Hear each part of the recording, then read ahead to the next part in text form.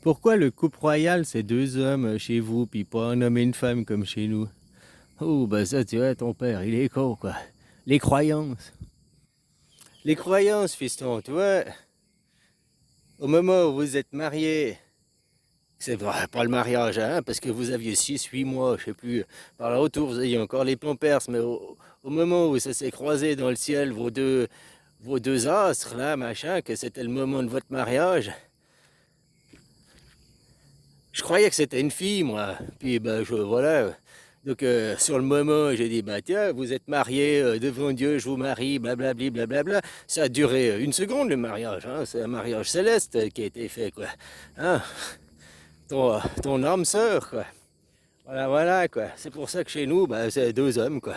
Les jumeaux, machin, quoi. Parce que je me suis trompé, la croyance, je croyais que cet enfant c'était une fille. Si je savais que si je croyais que c'était, si je savais que c'était un garçon, eh ben j'aurais été ailleurs. Hein, sauf que je croyais que c'était une fille, j'étais sûr que c'était une fille. Donc au moment où ça s'est présenté, l'occasion fait le larron, j'ai dit ah bah il y a une fille qui est là, voilà, on les marie quoi. Voilà, voilà, voilà quoi. Bah après dans la vie réelle, non, hein, dans la vie réelle, c'est voilà quoi. Homosexuel, ça veut rien dire. On est tous des homosexuels, même quand tu couches avec des femmes. On est des homo sapiens. Donc quand tu fais le sexe avec des homo sapiens, des homos, quoi. Hein? Et on aime tous les hommes.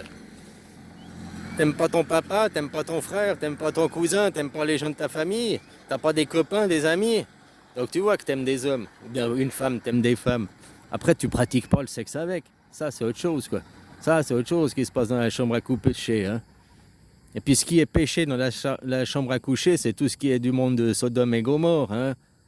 Voilà quoi. Donc que tu fasses, t'ailles dans la cage à pétole, que ce soit avec une fille ou un garçon, les deux c'est péché. Hein. C'est pas, oh c'est homosexuel, c'est des garçons, ils vont dans la boîte de la pétole, mais je fais ça avec ma femme, et puis il n'y a pas de problème, c'est pas péché. C'est le même péché. Hein. La bite n'a pas d'œil, hein. Un trou est un trou. Par contre, ton cerveau, lui, il a une conscience, il sait très bien quoi. Hein.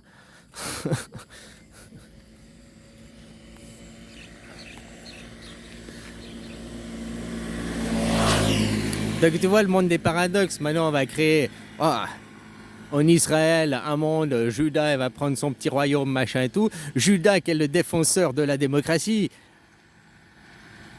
de l'humanisme et tout. Qui maintenant va le mettre sur un roi, l'inverse quoi, sur un roi avec un royaume, puis il pourra se reposer. Et puis on dira que maintenant on va mettre le Christ, il va ressortir, et puis on dira que c'est le Christ qui est le libérateur, qui a amené la démocratie, alors que le Christ, lui, il se bat pour l'inverse, quoi. Hein, toujours la même chose, quoi.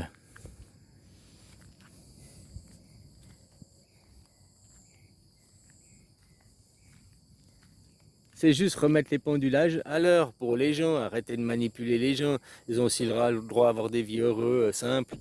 Hein. Le bonheur réside dans la simplicité. Plus tu veux le compliquer, plus tu te fais chier, plus... Le bonheur, il est dans la simplicité, quoi. Plus les choses, elles sont simples, moins tu te prends la tête, moins on te casse les couilles, plus t'es heureux, quoi. Hein. Pourquoi ils vous maintiennent là, le monde inversé, là, le monde qui vous domine, veut vous maintenir dans des basses énergies pour éviter que vous ayez une élévation de conscience, quoi. Vous maintenir stressé par le travail, par des factures, qu'il faut toujours courir, c'est jamais simple, toujours c'est compliqué, toujours de la perte de temps. Tout ça, c'est que pour vous faire perdre du temps, que vous n'ayez pas de temps pour vous, quoi. Oui, il faut aller au travail, 8 heures par jour, même 70 heures par semaine. Hein. Tout ça pour perdre. Que c'est que tu vois tes enfants? Que c'est que tu vois ta femme? Que c'est que tu te vois toi-même? Que c'est que tu as du temps pour toi-même? Donc ce monde vous court. Les gens, c'est des run chicken, ils courent derrière une perte de temps, quoi. Juste pour avoir de l'argent. Mais l'argent, c'est quoi? C'est du papier, quoi, qui part en fumée. C'est rien du tout, quoi. Ça n'a aucune richesse, l'argent, quoi. Hein, la richesse, rien que de pouvoir déjà juste choisir ce que tu as dans ton assiette, machin, avoir un toit sur la tête, hein, t'as l'eau au robinet, t'as l'eau chaude, machin, c'est déjà riche, quoi. Je sais pas si tu sais que les rois, il y a 200 ans en arrière, Ils n'avaient pas l'eau courante, ils n'avaient pas l'eau chaude, ils n'avaient pas l'électricité, ils n'avaient pas Internet, ils n'avaient pas les machines à laver, ils avaient pas... il n'y avait que dalle, quoi. Donc n'importe qui aujourd'hui, bon, peut-être pas tous, il y a peut-être certains endroits où il y a encore des miséreux, mais en majorité, les gens ont une vie plus digne qu'un roi il y a 200 ans en arrière, quoi. Donc le monde, il s'est quand même élevé de manière générale. Maintenant, ce qu'il faut, c'est plus élever le matériel, les conditions, mais élever le mental des gens, les tourner vers l'humanisme. Dans 50% des gens dans chaque pays, c'est des pauvres. Les 50 autres pourcents, c'est la classe moyenne et les riches. Et les pires, c'est les 40% justement de classe moyenne qui espèrent à devenir les 10% de riches et qui chient sur 50% des pauvres. C'est ceux les pires, la classe moyenne. C'est vous à changer. Hein? Vous serez jamais riche. Vous serez jamais riche. On ne peut pas devenir tous milliardaires, hein, et puis avoir des esclaves qui travaillent pour nous. Ça, c'est impossible. Par contre, qu'on soit tous des travailleurs, des gens humbles et des gens normaux, et qu'il n'y ait pas de riches, ça c'est possible. Des riches, des extra, ultra riches. Après, il y aura des gens, ils auront plus, hein, parce qu'il y a des gens, ils gaspillent, ils font boire des verres, machin et tout, ils économisent rien. Et puis des gens, ils sauvent leur argent, quoi. C'est juste, certains ils le dépensent au continu tout le temps, puis d'autres ils le stockent pour le dépenser d'un coup, une grosse masse, quoi. Voilà. Il y aura forcément des disparitions des gens. Après, on est tous utiles dans la société, on a tous besoin d'eux. Le pire, c'est qu'aujourd'hui, les gens qui volent, les gens qui arnaquent, les gens qui sont dans les banques, là, à Wall Street, machin, dans les assurances vie, c'est eux qui gagnent le plus, alors que c'est des voleurs, c'est des escrocs, quoi, des scammers. Les gens utiles, le secteur primaire, quoi. Ceux qui conduisent les bus, ceux qui sont les enseignants, ceux qui sont les médecins, ceux qui font les routes, ceux qui sont mécaniciens, ceux qui sont électriciens, la vie de tous les jours, quoi. Qu'on paye une misère au SMIC, c'est ceux-là qui méritent d'être mieux payés, quoi.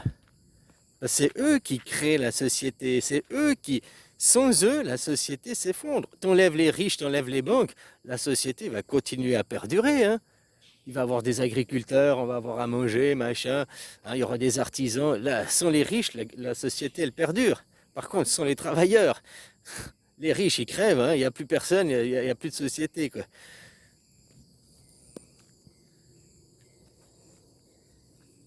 Et maintenant, pourquoi les gens vous êtes racistes? Parce qu'on vous a tourné sur l'égoïsme, le nationalisme. Moi, je... Hein, ma nation, ma terre, mes privilèges, mes avantages. Il n'y a qu'à voir quand tu vois des Français, des gens venir ici au Thaïlande, de voir que, merde, les conditions de travail que tu as, tu travailles 10 heures, 12 heures par jour pour gagner 2 euros. Ouah, putain, la merde, moi je vais te faire gagner plus, moi je vais augmenter tes comptes, parce que dans mon pays j'ai des meilleures conditions, alors moi je vais faire en sorte que dans ton pays tu aies des meilleures conditions aussi. Non, ils viennent pas comme ça. La plupart des gens, ils viennent, ils font « Ah, ici, t'es esclave, alors moi, je vais aussi te faire de toi un esclave. » Puis ils disent « Oh, c'est pas moi, c'est pas mon pays. Hein. Oh, c'est à eux de changer le gouvernement, c'est à eux de faire. » Donc toi, tu viens, tu les exploites, t'es un esclavagiste. Hein. Puis tu viens d'où? D'un pays où toi, t'as reçu des bonnes conditions, quoi. Mais au lieu de leur apporter des bonnes conditions, non, toi tu veux les exploiter, toi tu veux être pire. Ça c'est le conte du capitaine. Quand Peter Pan il tue Crochet, il devient pire que Crochet, quoi. Quand le travailleur en Europe il vient en Thaïlande et puis il devient maître, au lieu d'être travailleur, il devient pire que... Hein. Au lieu de dire putain, ben moi je vais te donner une assurance, je vais te payer, au lieu de te payer au SMIC, je te paye plus, je t'offre un jour de vacances ou même 2 jours de vacances par semaine, je t'offre une assurance santé, je t'offre un mois de vacances par année. Tu peux lui offrir ces conditions, tu peux, toi en tant que patron, offrir des meilleures conditions à tes employés. Ah non, mais la loi, c'est le minimum. Heureusement que la loi fixe un minimum, parce que autrement, tu travaillerais gratuit pour ces gens. Puis regarde ce que c'est le monde moderne. Maintenant, tu as des contrats à la minute. Tu dois être là devant... Tu signes un contrat pour un minimum de 3 heures ou 4 heures de travail par jour. Donc pendant 4 heures de travail, tu n'as pas le droit de travailler pour quelqu'un d'autre. Tu n'as pas le droit d'utiliser ton temps pour quelqu'un d'autre. Tu as du temps bloqué pendant 4 heures, 6 heures. Et t'attends qu'on t'appelle, on dit oui, alors là j'ai 15 minutes de travail pour vous. Tu vas, tu travailles un quart d'heure, tu reviens, tu t'attends. Alors là maintenant j'ai 7 minutes de travail pour vous. Ah, j'ai 42 minutes de travail pour vous. Tu vas travailler à la minute.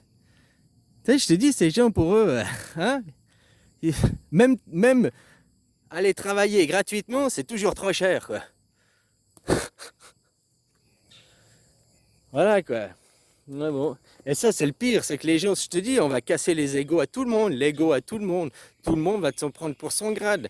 Même que tu vois ceux qui sont là, Israël, ils défendent Israël. Non, ils défendent pas Israël, ils défendent le racisme. Puisqu'Israël, c'est l'humanisme. Tu comprends? Les vrais en France, tu vois sur les plateaux de télé, qui descendraient, puis qui disent les Palestiniens, c'est un peuple de chiens, ils sont anti-Israël en réalité. J'ai dit, l'Empire ottoman, le roi, Macron représente le roi de l'Empire ottoman, quoi. Il représente Israël nationaliste, raciste, qui a la guerre, qui a la bombe atomique. On dit c'est la France qui a armé de la bombe atomique Israël. Parce que Israël, il y a deux Israël. Il y a le Israël sur la carte géographique, qu'on te ferait croire c'est le futur où ils veulent aller pour ne pas perdre leur pouvoir. Mais où il est maintenant, ben c'est en France le Israël qu'il est maintenant. C'est en France le Israël qui détient la bombe atomique. C'est en France le Israël qui est pro-guerre.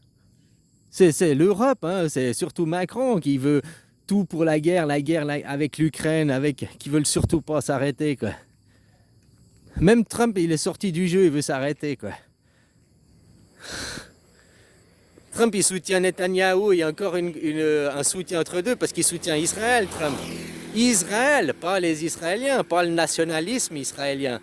Israël, le sens humaniste. C'est pour ça que maintenant, il faut bien s'attarder sur les mots qui vont être dits des journalistes. Parce qu'ils disent les Israéliens, Israël, ils parlent des Français, là.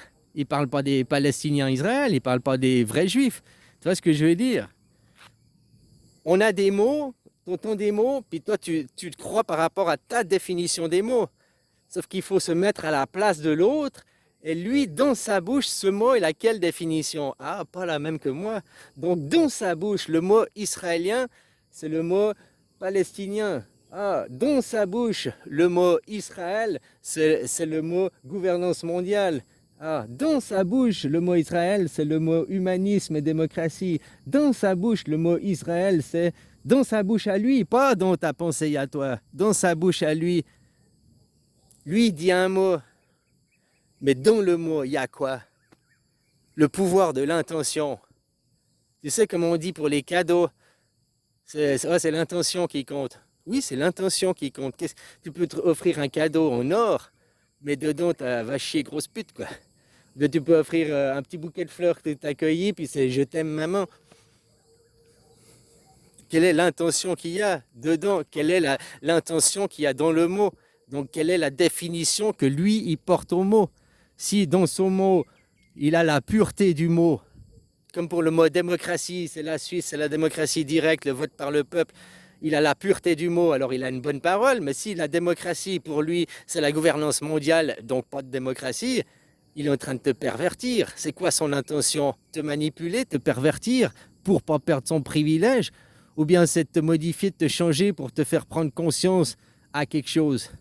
C'est quoi, lui, son intention à lui, sur toi?